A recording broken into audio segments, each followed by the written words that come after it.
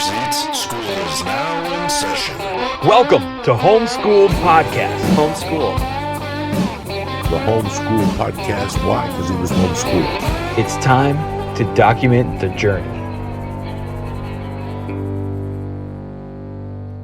Welcome back to Homeschooled Podcast. I'm Augustino Zoida. Thank you guys so much for tuning in to this awesome episode. I think this is going to be a lot of fun. I haven't had someone to talk to conspiracies with in... It's been a while. I used to have a lot of more conspiracy talk on here than I used to. But I switched it up, and this should be fun. Really quick, I just want to thank everybody who came out to the shows this last weekend in Austin, Texas. It was awesome, and I was actually working, speaking of conspiracies, I was working with Sammy Tripps, so the Tinfoil Hat crew came out, and it was awesome. The swarm runs deep. Everybody was great. You guys are super supportive. I appreciate it, and I'm really excited to be doing stand-up again, and the venue that we did asked me to come back in a couple months and headline myself, so I'm excited about that. And you guys can see me. Here's what I got coming up. I will be in Vegas at the end of this month. I'll keep you posted on that. But besides that, June 5th, I'm going to be in Salt Lake City, Utah, at a brewery called Level Crossing. It's in Salt Lake City, Utah, and you can get tickets at homeschooledpod.com. Click on tour. I want to introduce my guest today, Jacquelinee Rose. Thanks for calling in. Thank you so much for having me. Of course, on your 3 hour ahead time zone. Yeah, 9:30 is not so bad, though. No, it's not. You're in Philly. That's when you guys go out and start partying. This is true. This is my one night off from going out this week. Oh, this is it? This is the night off? Yeah, usually I'm working at this hour. I'm glad I caught you. Also, I was really impressed that you hung in there with AOL. I was like, when you sent me your email, I had a double take, and I'm like, was it Gmail? I'm like, AOL. Okay. You know, there's not one single person that has not roasted me. No way. Having an AOL. And I wait for it. I'm like, oh, this person's not going to say anything. And without fail, everybody roasts me for the AOL. I have I'm sorry. Another one. I just didn't know it off the top of my head when we were messaging back and forth. Fine. I have one for my podcast. That's Gmail. But the AOL really gets people. It's an icebreaker, honestly. But you should keep it. It shows you're loyal. Exactly. I had an AOL, which, by the way, I still have it. And I don't use it other than that's what I created my Facebook with originally forever ago. So it's still my Facebook login. It's so hard to, I don't want to send all these different companies my new email. It's just easier to just keep the AOL. Yeah. Jackie is from the Highjacked Reality podcast. It's your own podcast you started, which is essentially about conspiracies, or mostly about conspiracies, would you say?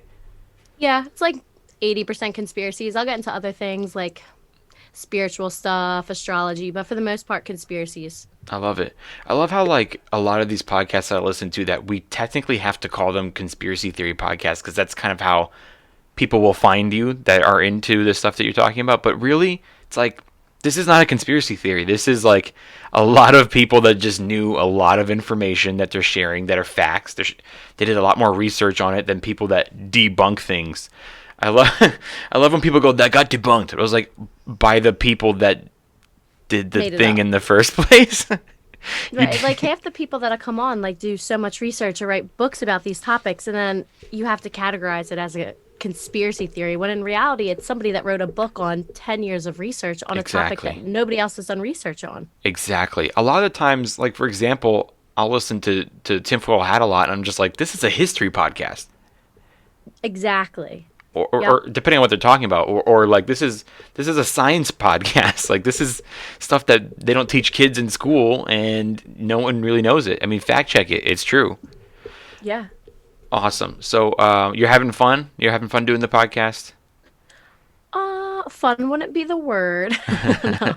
Podcasting is a lot harder than people give it credit for. At least it's way harder than I thought it would be. It's a lot, especially when you're doing stuff like conspiracies, because I feel like I have to keep up with the person I have on. So if they're super knowledgeable, I don't want to be sitting there having them have to talk for an hour long. I want to be able to contribute, so I have to do my own research. Then I have to sit down and edit it and edit the videos, and it's a lot.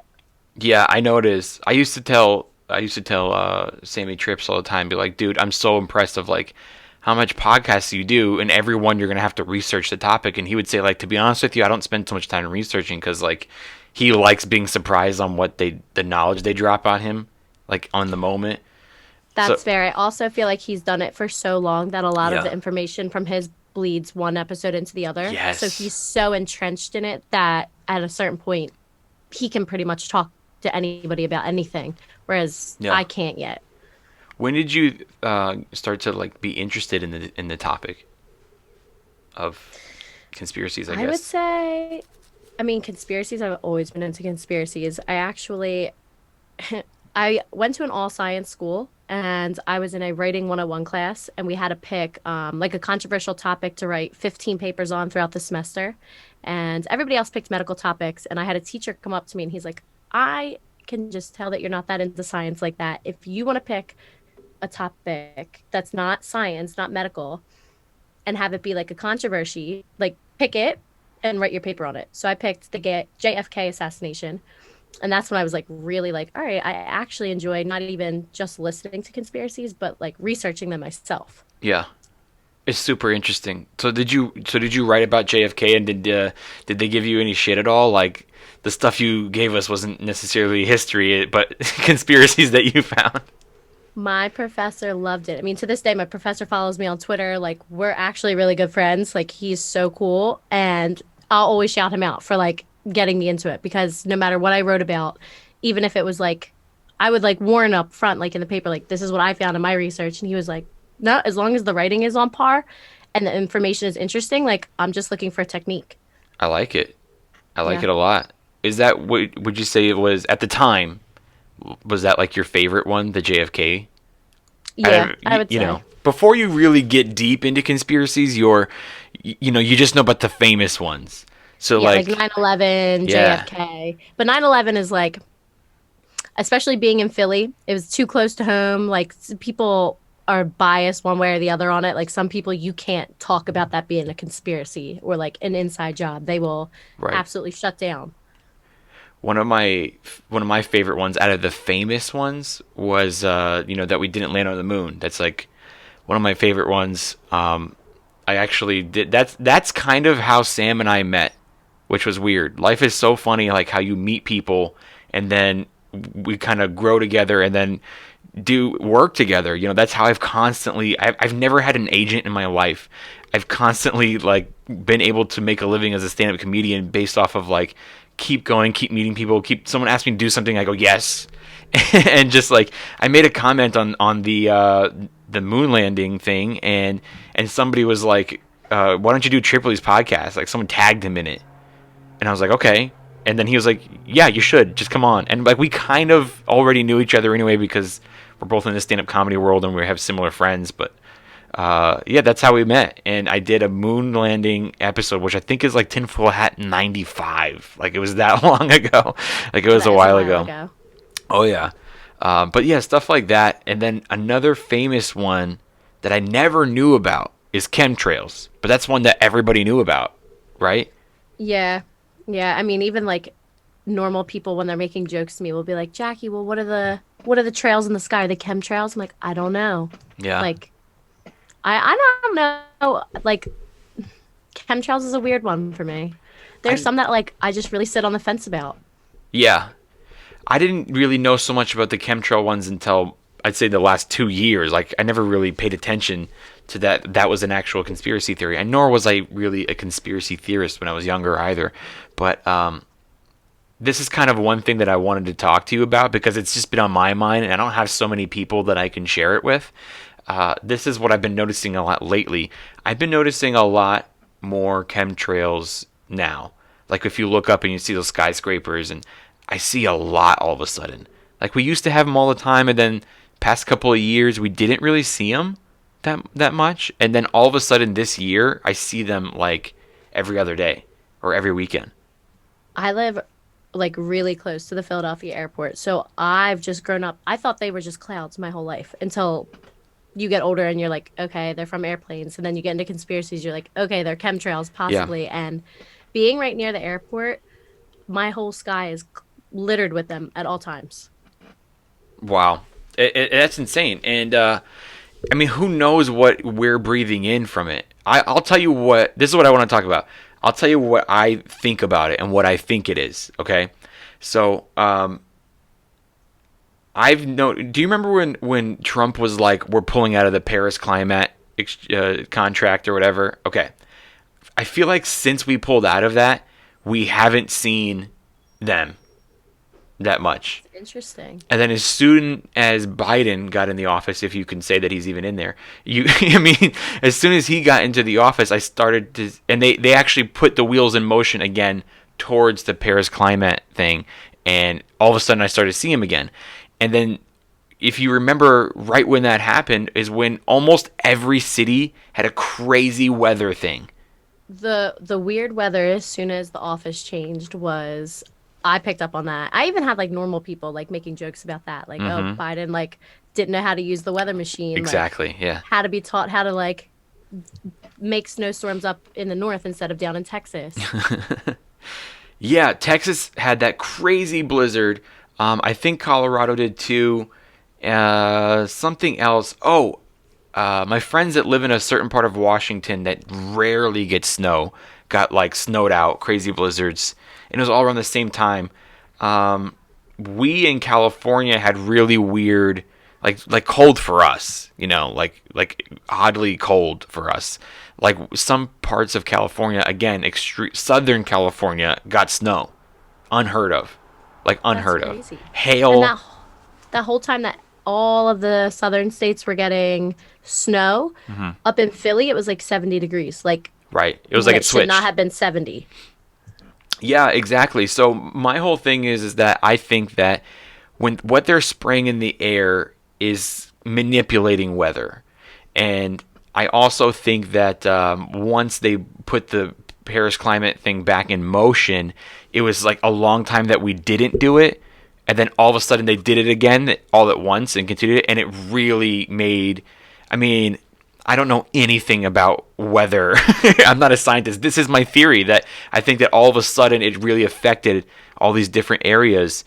And I mean, I know a lot of people that were getting ill. Like after you saw a bunch of chemtrails and you would the next day have really bad headaches or sinus infections or difficulty breathing.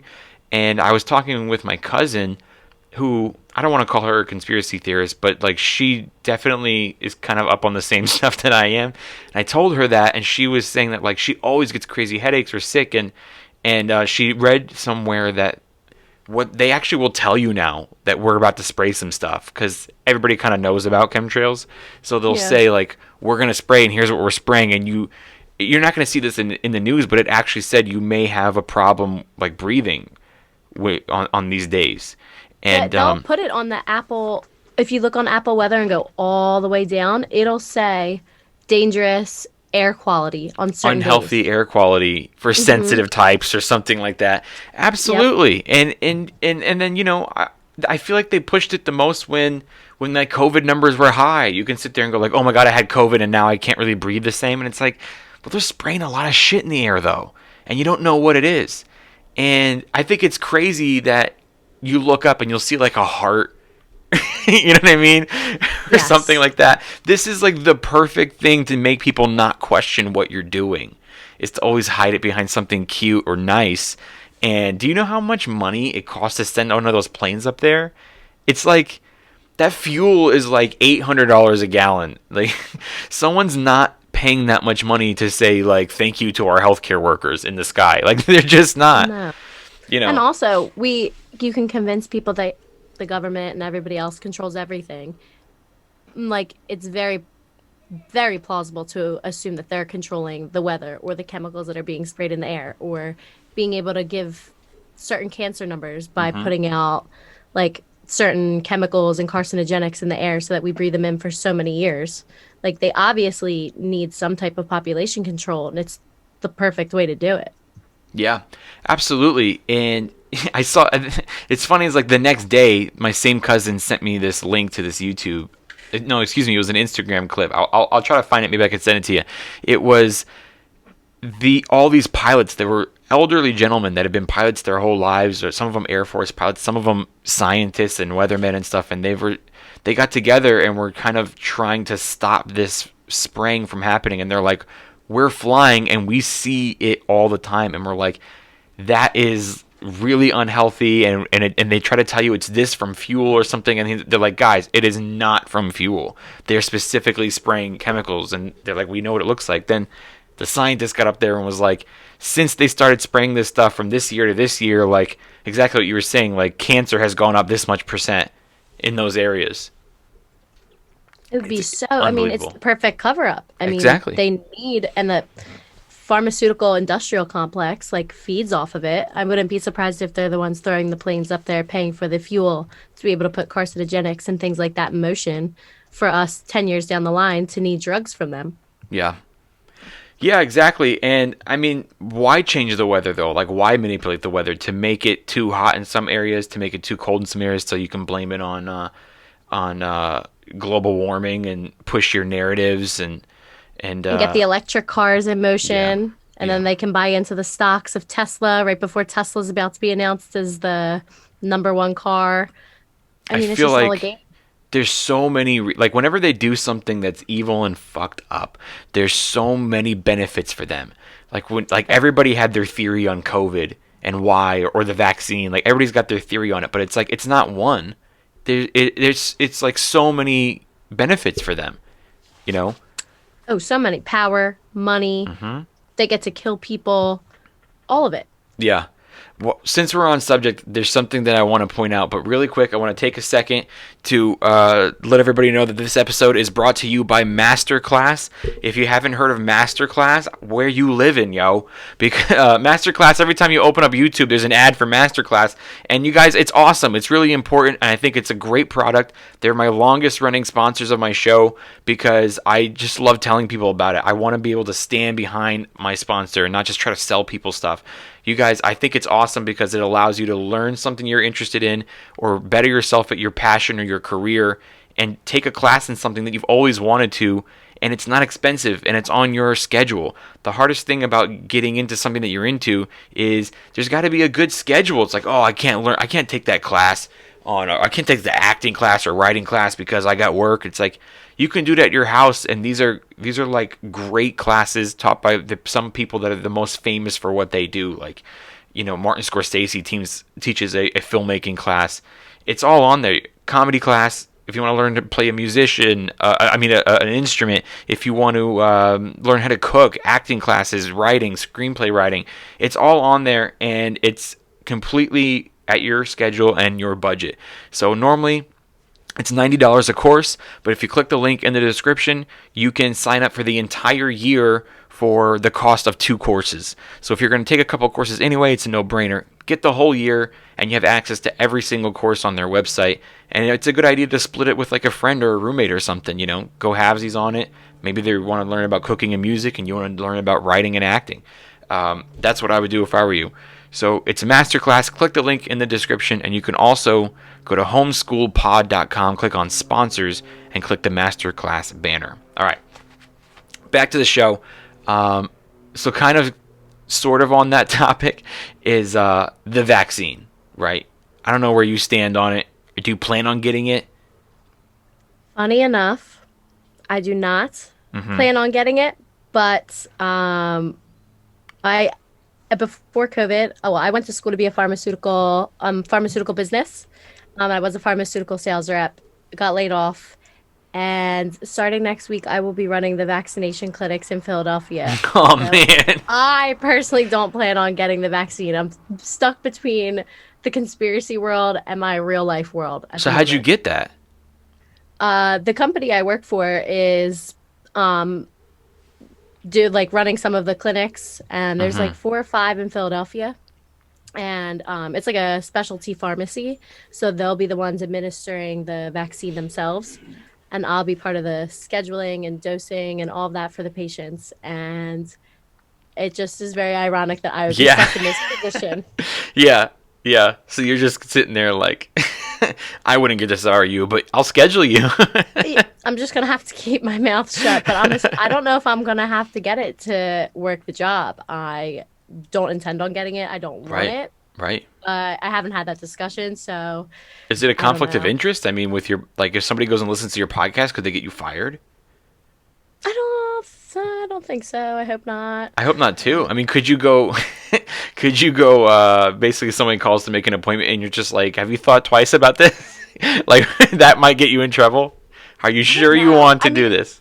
I feel like it's such a controversial thing at the moment that Very. people, and it's not that I'm not an anti-vaxxer at all, like at all, but I am just scared to get it with not knowing any long-term effects, especially if I plan on having kids. Yeah. It just doesn't make sense for me personally if I don't, there's just no study on it. And Yeah. like, that's not to say it's not safe. Maybe it is, maybe it's not. But if there's no proof one way or the other, it seems like a pretty big risk for somebody my age. Yeah, I think that I've heard that a lot. Like a lot of people will say, like, it's not that we're anti-vax, it's just that, like, I don't want this first go around. Yeah. You know? Especially with everybody getting sick. And I've already had COVID. So although my antibodies might not be as strong at the moment since it's been a couple months, I've already been through it. And both my parents that are older, they're both vaccinated. So I feel a little bit safer not getting vaccinated since Right. they're the people I would be Right. getting vaccinated for anyways. I am a little bit of an anti-vax. Like, I've never had the flu shot ever. I think that at one point it's like, how much stuff are we going to shoot out in our bodies before it's like our bodies can develop an immunity and grow stronger without, and if you keep doing like a vax and, I mean, what do they tell you if you sanitize your hands too much? It's not going to work, right? It's going to have the opposite effect. You'll get sicker, and your immune system is weaker and weaker and weaker. I'm not saying don't use sanitizer right now, especially like I use it still, but same thing. Like if you have your kids living in a bubble, they're going to grow up with a very weak immune system. Yeah. And I just don't really want. I just don't want it. Like I'm gonna hold off on getting it as long as I possibly can. I think eventually we're gonna have to. Like, I travel a lot, obviously, for work. I have a feeling it's gonna come to me not being able to get on an airplane unless I have it. And see, I'm not willing to risk not, like, if it comes down to that or traveling, I'm going to have to make the decision to get it because too. I don't want my life to be that drastically changed. Yeah. But I'm hoping by the time that motion is put into play, at least there will be a couple months worth of data. There'll be some adjustments to the vaccine itself. Then I'll at least feel more comfortable getting it, but definitely not the first go around. I Plus, just saw something on Twitter. older generations should be getting it. There's not even enough Yeah. to give them. Yeah, I got you. And you know what? Like, if it's their peace of mind and they're the ones that are more at risk, or someone who's older and has pre-existing conditions or overweight or something like that, like, I get it. Like, so first of all, let me talk about shaming for a second, because this country right now, everybody's shaming. Like, if you do anything, you're shaming. It's like, dude, why are you fat shaming him? It's like, it's not fat shaming. That's my friend, and I want him to lose weight, and we're dudes, and we bust each other's balls all the time. Like, if I was like almost 300 pounds once, and if my friends didn't fat shame me, I wouldn't have lost all the weight, but they're also encouraging at the same time. But like, anything's shaming. Why are you shaming? It's like, there is something new going on right now that no one's going to own up to. You guys are vax shaming. You're vaccine shaming. People that don't want to get the vax are embarrassed to say that out loud because people will jump down their throats. And it's like, you're in no position to judge anybody. You know absolutely nothing about this other than the fact that the people told you that you should take it because it'll help you not get this one virus. But you have no idea what else it does. It's like every drug. They're like, oh, if you want to, stop having to go to the bathroom so often, take this prescription. And then there's that little fine print. Every commercial that's like, this may also make you die and have diarrhea for 17 weeks or something like that. And it's like, I'll just pee more, man. I don't need all the other stuff that comes with it. Yeah. You don't know. And there is definitely shaming. Like, I was talking to my friend. He's honestly one of my best friends. I consider him a brother. Okay. But we obviously don't share the same views on a lot of things.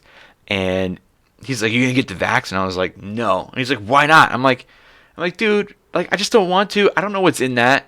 And I was like kind of saying the same things that I'm telling you. And he's like, oh, don't be an idiot, dude. And that is vax shaming. He's like, don't be stupid. He's like, what if you go out to a restaurant and there's some old person there, and he's like, and you accidentally like breathe on them or something, and he's like, and they die. He's like, aren't you going to feel terrible? I was like, But aren't they vaxxed? Yeah, exactly. Then doesn't the vax work? He's like, they're old and they're out at a bar or a restaurant. Shouldn't they have the vax? Like, why do I need it?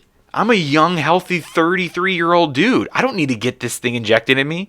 You know what I'm saying? Like, my immune system is top notch. And here's the big red flag for me on it.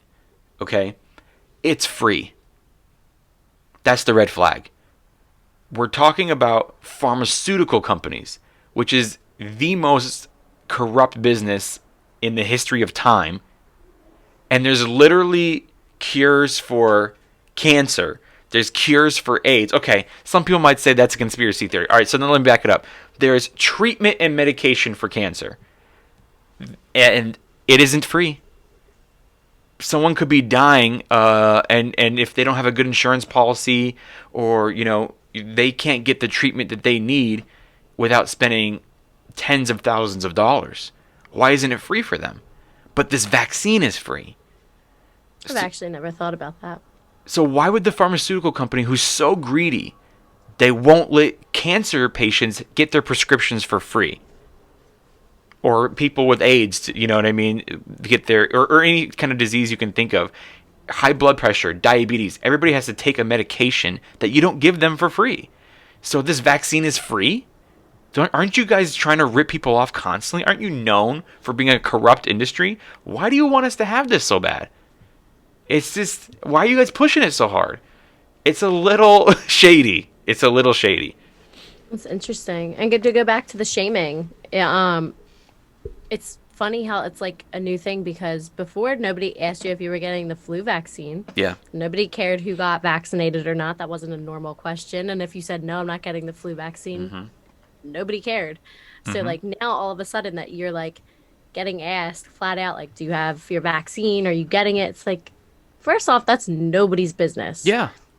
Second, it's kind of illegal to ask somebody about their medical business. Right. And it shouldn't, like, if you want to get it, sure. Just like if you want to wear a mask, sure. But like the shaming that is going on is, I think it's perpetuated by social media too. Like social media just pushes it, where if, like, I must feel like older people that aren't on social media, like my dad's not going to go up and ask somebody if they're vaccinated. Right. But the people on Twitter talk about it so much, and it's so ingrained into us now that it's like everybody just feels entitled to know everybody else's business at all times. Yeah, it's just hard not to realize, and it's hard to ignore the fact that this is just trying to take away a little bit of our freedoms, you know, and they're hiding behind something like, well, we want to be able to know who's been vaxxed and who hasn't, so eventually they can make it, you can go here, but you can't go here. And eventually everyone's going to do it so that they're able to all go everywhere. But why? Why push for that? What's in it? You know? And it's also scary because that's just a slippery slope. Like, even if this vaccine is absolutely nothing but good, it's just a slippery slope to have that type of thing in place in society, because then it's like, okay, well, this worked, so let's push it a little bit further and make them, you know, wear certain bracelets to go out that says that they're vaccinated, or that they get this vaccine, or that they do this or that. Like, it's just a slippery slope that people are going to start saying, well, we already did this to travel, I'll do this to travel also. Yeah. Well, it's like that Bill Burr bit. And this is really, really old, so I'm not throwing Bill Burr under any kind of bus. But it's like when he was talking about like that commercial with the little kid that the mom was tracking. There used to be this Duracell commercial where the mom lost her kid in the park, and then she like brings out this device, and then she tracked where the kid was. And anyway, so it's an old Bill Burr bit, and he was like, at first it's gonna be a bracelet, then it's gonna be like, you know, on your forehead, then it's gonna be like drilled into you in your body somewhere, you know, and it's just a matter of time. You're absolutely 100% right. It's this very slippery slope, and it's not gonna stop with this one. It's not gonna stop with this vax. I just saw something. It was trending on Twitter, which I think Twitter is going down. By the way, I think Twitter is like, I think they lost like half of their people. Dude, Twitter used to be fun a couple months ago. I don't even really use my Twitter that much anymore. Me either. I used to get most of my views on my video from Twitter, and now I post something and I get like, there's no one on there. It's just not even fun anymore either. Like, yeah, it's not. It used to be great. Now it's just not it. And their news feeds that are streaming or trending are like as worse than CNN. Like if you see something, you go like, this. It's on Twitter. It's got to be not true. You know, it's what do you call it? Not a reputable source. And so, but anyway, this was the story that I saw on there. Was they were saying that COVID-19 vax is guaranteed to you won't get COVID for 6 months. That's it. Just 6 months. So are you telling me that like you're gonna have to get one every 6 months? Is that what we're going for? Is that why it's free? Because maybe it's gonna be, the flu shots once a year. This is like they're gonna be twice a year. You got to get your COVID vax twice a year, and then they'll start charging. So maybe that's it. The first one's free, and then now it's gonna be you have to pay for it, or you'll never pay for it. Like if you have insurance, your insurance will pay for it, and you'll have a copay, and your insurance will go up. Your monthly premium will go up for everybody, and then they get more money towards Obamacare and whatnot. And they're already playing up that narrative because 100%. they're already talking about the variants for it. Mm-hmm. A lot of people don't know this about me because before things got really bad for me at one point with like no bookings or anything at all, I became a licensed agent to sell health insurance in the state of California. And I know a lot about the Obamacare thing. And people don't know a lot about it. A lot of people think that the Obamacare thing is awesome. And you're like, oh my God, well, I get like $500 a month helping me pay for insurance. So it's like, but insurance shouldn't cost more than $500 a month. Like it only cost that much because of Obamacare and because it was mandatory that everyone had insurance. Like if everybody has insurance, that means the insurance companies are paying so much more money towards hospital bills, which means that they're going to raise their rates. You know what I mean? Yeah. It used to be like $100 for a month for insurance, if that. And now it's like for a family of, let's say, 4, it's like $2,000 a month to have a decent plan. Oh, yeah. I pay right now when I've been unemployed. For myself, I've never had much wrong with me. I haven't used my insurance in the past year except for like an annual appointment. I'm paying like $380 a month. That's insane. It's a car payment. And it's gotten worse over the years. And people don't realize like how screwed up it is. And, I've always kind of thought that the Obamacare thing played a huge part in a lot of the corruptness that's going on. Like, I think it was always about getting money towards healthcare. But where that money's going is just really in their pockets. They probably own a lot of, I don't know, maybe stock in the health industry, in the healthcare industry, or maybe they just want a place to put money without it looking shady. Like we're taking money for this organization. And then when Trump got in there, it got a little more freedom. Like they took away the mandate, right? Like if you didn't have insurance, you got a penalty. They took that away from most of the country, except for California fought for it to be back. We never didn't have it. We always paid a penalty for not having insurance in California. But which is crazy because if you can't afford insurance, how are you going to afford the penalty? That's like if you go below your bank account and then they give you an overdraft. Like I don't have it in the first place. Well, because what they'll do is it's based on your income. So like if your income is too low, then you're actually able to get, I think the rest of the country calls it Medicaid. Yeah. And California calls it Medi-Cal. So if your income is below a certain level, you will get free health care. But you have to at least have it. So if you don't have it, you'll get a penalty. But the problem is who's making the rules of where it's called the poverty level. Like your state is making your poverty level. They're deciding, or the Obama administration decided what is poverty. Why are they getting to decide that?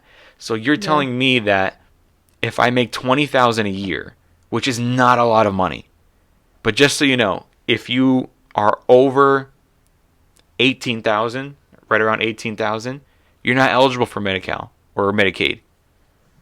You're not eligible for free healthcare. You go into the next bracket. So at $20,000, how is somebody supposed to live off of $20,000? I mean, they do it all the time. I know a lot of comedians that do, but in California, that's really hard. I mean, a studio apartment in Hollywood is $2,000 if you got a car, and then it also goes by how many people are in your household. So like, let's say you're married, you got 2 kids, it's a household of 4, and then they'll say like, well, if your income is above like let's say 60,000, you're not eligible for any help. It's like, how, because you're family 4, 60,000, that's the threshold. Why are you deciding this? Like, you don't know that my car broke down this month. You didn't account for that. Or I had to get new brakes on the tires, or my washing or dryer broke, or my mother-in-law moved in with me because she, you know what I mean, she can't take care of herself anymore, and I had to, like, you know, build a room in the basement for her. Like, you're not to say what is rich and what isn't. You know what I mean? It's just a very corrupt, screwed up thing, and I've always felt that it was a business. Example. I don't know what it is in your state, but in my state, it's Covered California. That's Obamacare. It's coveredcalifornia.com, not .org. It's .com. It's a company. It's money. It's just a company. And then they'll go, right now we have a new thing. It's like a pandemic like release or something. So now people got a little bit more money helping pay their health insurance. That's just more money going towards that company, and they have an excuse to say, like, where it's going. It's got to be a money laundering thing. You know, it has to be something shady. I don't know, but I just know the healthcare industry is messed up, and we had a health crisis in the world, and it just seems a little too convenient, and they push it so hard. Yes. And like the fact that health insurance in general isn't a free market, and they claim it to be a free market, and it's absolutely not. It's not.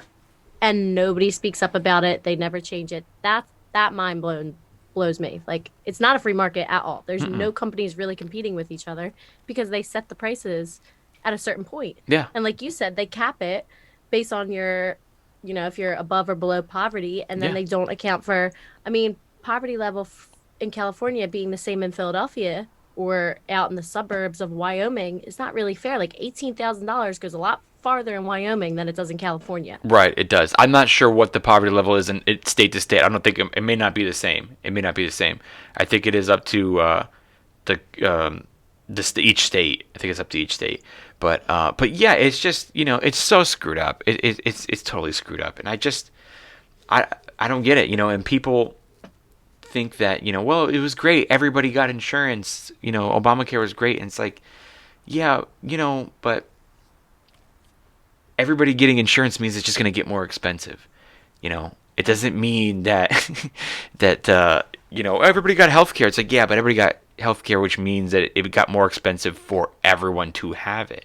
It's the same thing with you know, when they want to raise minimum wage. You know, oh, they raised minimum wage, but it's like, that just means that McDonald's is going to raise the price of a hamburger by $2. Yep. They're not going to lose the money. They're not going to pay it. Exactly. No. You're going to pay it. They're not paying the tab on that. They don't care. Mm-hmm. Exactly. And that's what people don't get. They don't, like, no one thinks about that. And it is a great, in theory, minimum wage being raised. Awesome. But nobody wants to look past the initial excitement towards the repercussions. Like, right. McDonald's isn't going to lose $10 million in revenue. You're going to lose $10 million in your money. Exactly. Everybody wants to get a piece of the pie, but they're not making the pie bigger. Yeah. You know what I mean? That's the thing. So it's just everybody's getting smaller and smaller, or nothing, and there'll be nothing left. But I think there's just something super fishy, especially now with the vaccines and stuff, and they just push it. I remember, I always remember this, that you remember the show Comedians in Cars Getting Coffee on Netflix? No. You don't know that show? It's No. Jerry Seinfeld's show, Comedians in Cars Getting Coffee, where he would he'd pick up a comic and they would drive to go get coffee, and the whole time it's being filmed. Like, it's like a podcast, but it was a show.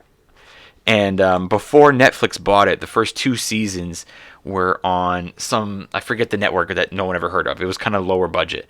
But he had really great guests on. He's Seinfeld. He got like the best stand-up comedians in the world. And in one episode, he actually got Barack Obama while he was still president. So obviously he wasn't able to pick up Obama, but he did drive. He drives a different car for every guest.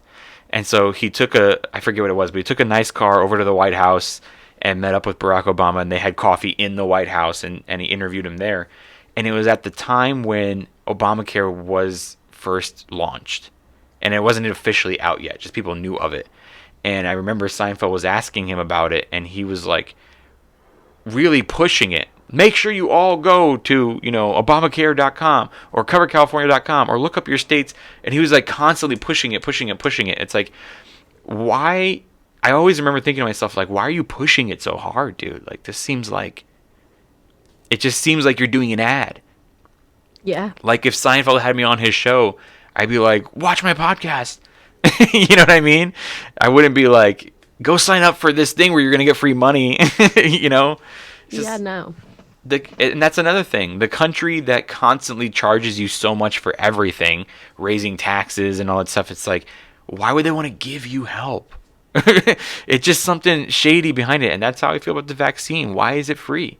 And I'm now thinking that since they're going to try to push that every 6-month thing, we're going to start getting charged for it.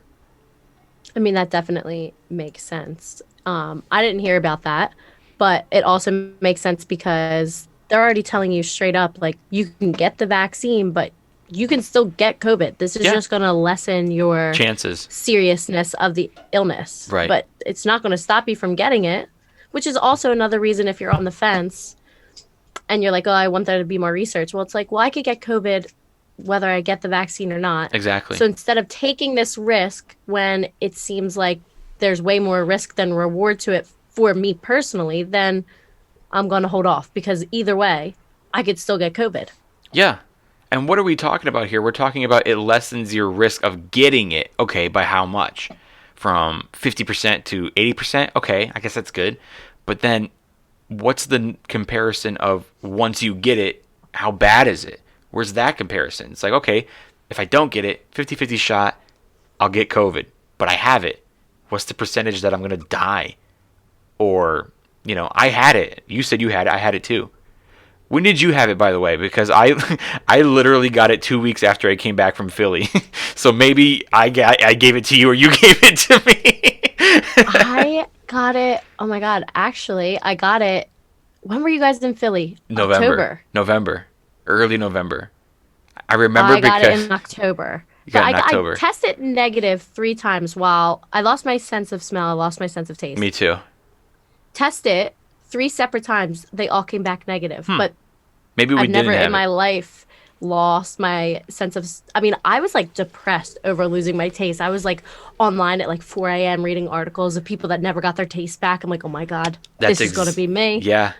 That's exactly what my wife did. My wife was like that person. She was like, this person said they never got their taste back. She was so worried about it because she lost taste for 2 weeks. So did I. I was getting to the point where I was like scared. I lost taste for 4 days.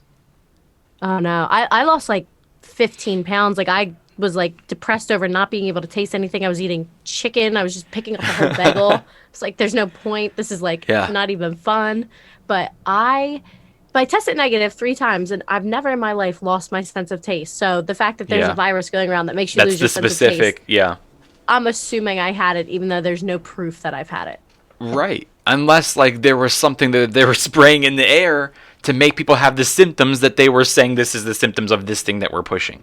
I had it for 4 days. Tests didn't work. Like clearly didn't work. There was a bunch of tests that everybody like later on came out and said that those were bullshit.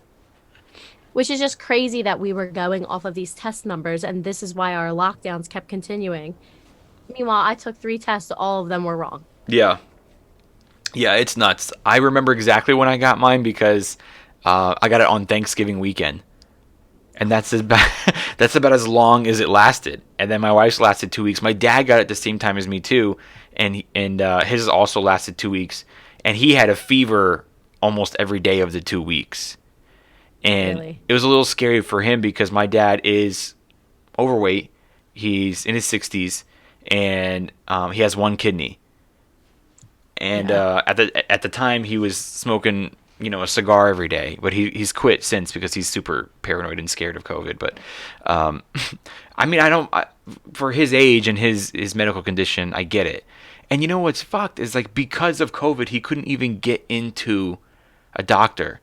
Like, he tried to go to the doctor, and they, like, don't even want to... They're like, well, just get a COVID test. It sounds like you have COVID. And he's like, okay, but I still want to see a doctor. Like, I have all these other symptoms. And it turned out that he actually had pneumonia. And it's like he had pneumonia caused probably by COVID symptoms for too long, coughing and stuff.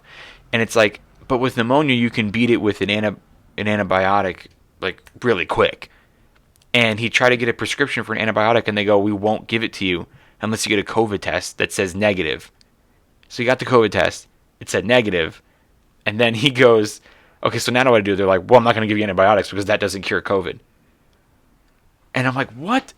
Okay, so I go to my doctor, and I just go, by the way, I have no more. Mine, like I said, mine lasted 4 days. I have no more symptoms. I just went to the doctor and was like, I got an infection. And he's like, here's antibiotics. And I'm just like, oh, okay. I gave them to my dad. And he was better in 2 days. It's like, you would think, going back to the whole healthcare thing, we're paying all this money for healthcare, all this extra money, and we can't even get our healthcare system to work for us half the time. Because they were pushing that narrative, because they don't want you to know that antibiotics work. Like, the doctor literally told my dad antibiotics won't work for COVID. And I have a cousin, the same exact cousin who told me about the Chem Trails, is actually into, I don't know what you would call it. It's like spiritual medicine. Like, she's studied. Reiki? What is it? Reiki? The one where you like hands and like energy? No, like herbs and stuff, like natural. Oh. Natural stuff. Like there's an actual degree that you can get in it. Like, she has a degree in it. And she was telling me that is the biggest lie that they're pushing, is that antibiotics don't cure it. And she's like, that's not true at all. There is a couple that cure it. And I gave my dad the antibiotic, and like 2 days later, he was finally, fever broke, feeling better. And antibiotics, I mean, as long as you take them for the length of the prescription, don't hurt you even if there's nothing wrong with you. Like, if you take it when you're a little bit sick, they cost nothing to make. That's the other reason they don't want to push them, because antibiotics are off patent. Yeah. So they make the company $0. Right. But if that was like something that could possibly help some people, you would think they would take it and just tell people, make sure you take it for the whole length of time so we don't have any adverse effects. But if it works, it works. If it doesn't, there's no negative downside. Mm-hmm. And I honestly think that mine wasn't that bad. And the only thing that happened to me is I had a fever maybe 2 days, and I had like a mild flu symptoms, and I lost taste. Like, that's all that happened to me. Lasted 4 days. It was kind of the best Thanksgiving ever because I didn't have to go to my family's house, which I don't eat meat, and then I got to explain to everybody 1,000 times why I don't eat meat. So it was just like, it was kind of cool. Like, my wife and I just easier. We binged Peaky Blinders, and we ate sushi, and you know what I mean, and stuff. I mean, she couldn't taste anyway. Like, we ate a lot of spicy stuff, which I think like helped me get my senses back, to be honest with you. So I love spicy, and I had like everything spicy, and I'm like, I can actually kind of taste this like after a day or two. It was, and I think part of the reason is that, number one, I have a strong immune system. I never had a flu shot in my life, and I don't wear the masks and stuff. Like, everyone was on me about the masks and stuff, and it's like that. It's like, again, what they tell you about sanitizer, how it loses its effect if you do it every day. What do you think a year of wearing a mask is going to do? It's weakening your immune system. And then when you take the mask off and things go back to normal, you're going to get taken out by a common cold because your immune system's that weak.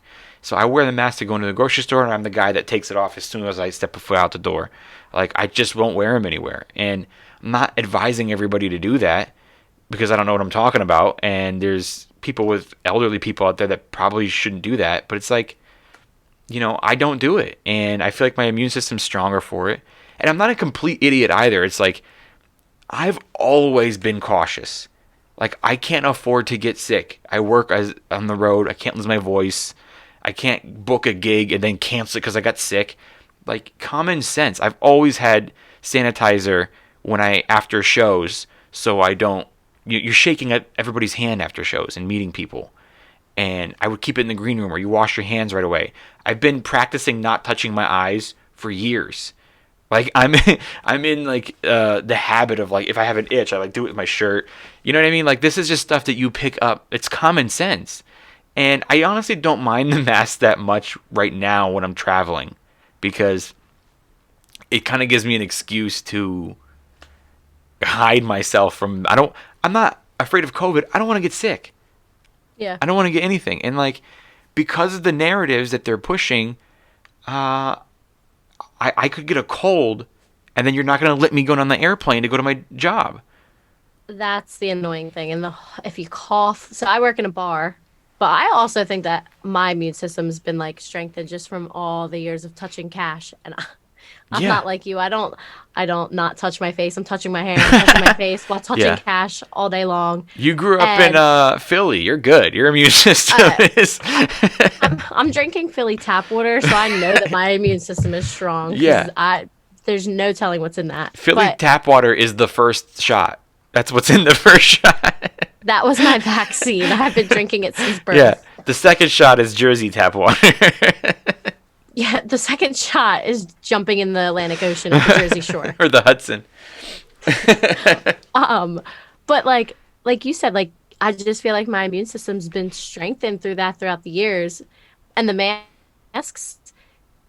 I don't find that many people, at least in Philadelphia, that I'm around, everybody's them. Like to the Yeah. point where, if you can get away with taking them off in the gym, and the person running our gym isn't looking, Right. nobody has them on. Not even the elderly people at my gym wear them. Yeah. Also, the people that want the masks on or are afraid of COVID are also just smart and they're staying home themselves, or they're avoiding being around crowds, versus the people that are out are the people that either are vaccinated, not scared, already had it. Like at a certain point, and like you said, I'm respectful. Like if I'm around Yeah. an elderly person, whether I want to take the mask off or not, I'm going to keep it on. I'm not going to make them feel uncomfortable. Yeah.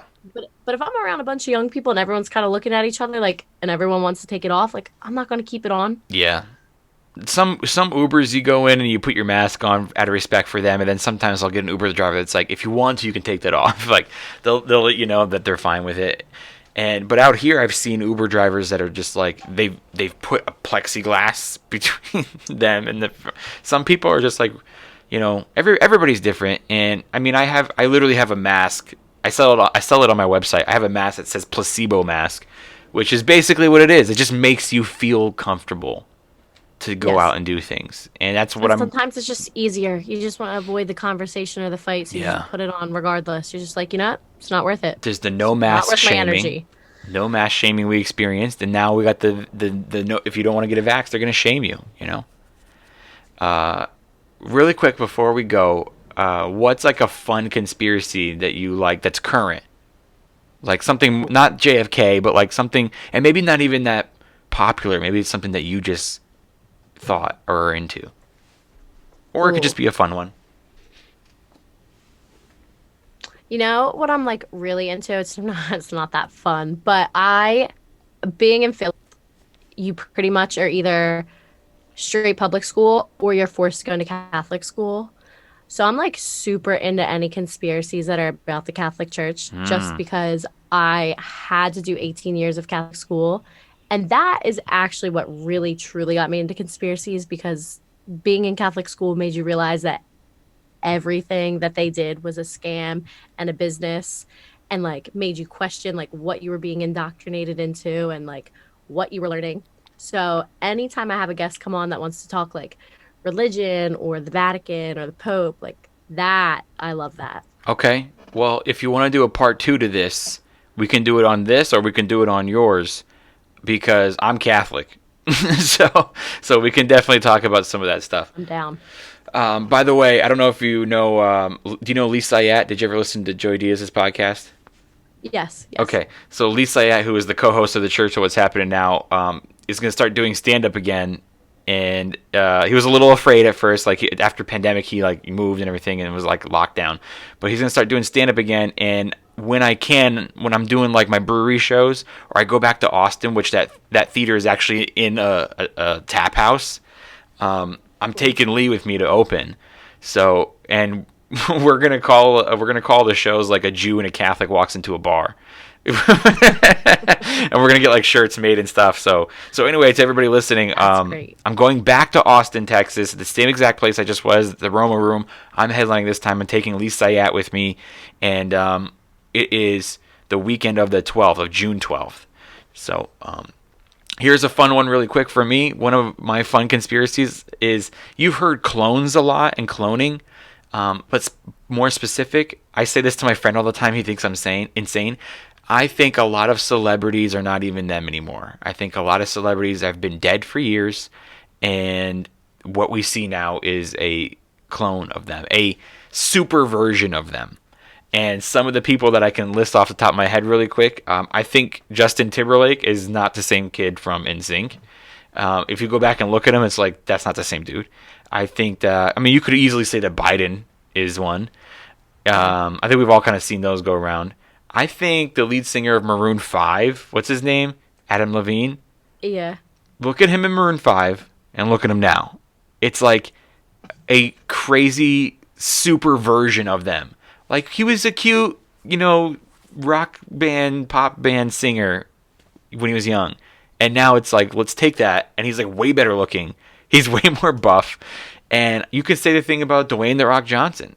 It doesn't look anything like the dude from the 90s that we watched in wrestling. It doesn't even remotely look like him. And I think what they do is a lot of the time is they go to someone that is influential and people follow them, which means that's power. And you can convince people to do whatever you want and think whatever you want or vote a certain way. And with celebrities, you absolutely can do that. And I think that they will, That's interesting. Yeah, so that's a fun one. But I say that all the time, and then all my friends are always like, yeah, bro, but if you have that much money, you can just look better. Like, which that's true too. And I was like, no way, dude. I'm like, dude, Tom Brady's a clone. Like, look at him when he was first with the Patriots. I'm like, look at him now. But then, like, it's the people that, like, look better, though. Were like, all the people you said, it seems like they're the people that have loud opinions, though. Mm-hmm. Like, if you think about it, or the people that get people to vote. Like, absolutely, other celebrities stay out of it, and then all the ones you just mentioned just happen to be people that do throw their name or their hand into politics. And that's not even why I said their names. It's just because I thought that's not them anymore. Like, doesn't even look like them. It's like someone built a robot of them. But then again, I second guessed myself after I was on unemployment and got that extra $600 a week for a year, and then I was like, every time I was at the grocery store, I was like, fuck the knockoff water. I'm getting Fiji. You know what I mean? Like, and I'm like, maybe it's possible that you can get better looking and be healthier with more money. Maybe just slightly possible. Yeah. So that's a fun one. But anyway, thank you so much for coming on. I really appreciate it. And if you want, you can come back on again. We'll talk about more stuff. We'll talk about Catholics if you want, or if you want, we'll do it on yours. Whatever you'd like to do. So, guys, I'm 100% down. Cool, awesome. Just let me know. I mean, I do 2 podcasts a week, so I'm sure we'll find a day. Guys, everybody, check out Highjacked Reality. It's Jackie's podcast, conspiracies mostly, a lot of spiritual stuff, and check it out. It's everywhere, iTunes everywhere. Yeah, everywhere. Spotify, iTunes, YouTube. Okay, and your Instagram handle is? It is Jacqueline_Rose. Jacqueline_Rose, and then there's an Instagram for your podcast, right? Yes, and that is the Highjacked Reality. Just that. Perfect, guys. That would be easier for you guys to find the podcast everywhere. Thank you so much for doing the show, and everybody, please don't forget, I will be. Where am I going to be? I'm going to be in Salt Lake City, Utah, one night only, Saturday, June 5th. And you can get tickets at homeschoolpod.com. Click on tour. And then right after that, I will be back in Austin, Texas, the weekend of June 12th, and I'll be with Lee Sayat. Tickets will be available soon. And then in the following weekend after that, I'm in Paso Robles, California. All right, you guys, that's going to be fun. So thank you so much for supporting. Everybody, please, if you want to support the show, it means the world to me if you can pick up a t-shirt, a sticker, or something like that. We have awesome Homeschool Podcast shirts. There's 3 different designs, including our brand new one, Only Love Can Save the World shirt, which is the name of my tour right now. I'll be selling those on the road as well. But you guys got to get one. They're awesome stickers. It's just a really cool logo, and it's just a good message. I mean, some people were buying them just because they're like, I don't really know your podcast. They're like, but that's a pretty cool shirt. So check it out, guys. Everything's at homeschoolpod.com, and for that, you click on merch. Homeschoolpod.com. Click on merch. Awesome, that's it. I want to thank Jacquelinee Rose for calling in today. I want to thank everybody who came out in Austin. I want to thank everybody who tuned in to this podcast and continues to support the Homeschool Podcast. I'm Augustino Zoida, and don't forget that only love can save the world. I'll see you guys next time. Homeschool Podcast. Homeschool. the Homeschooled podcast. Why? Because he was homeschooled. I don't want to do that. No, okay. I don't want to do that at all.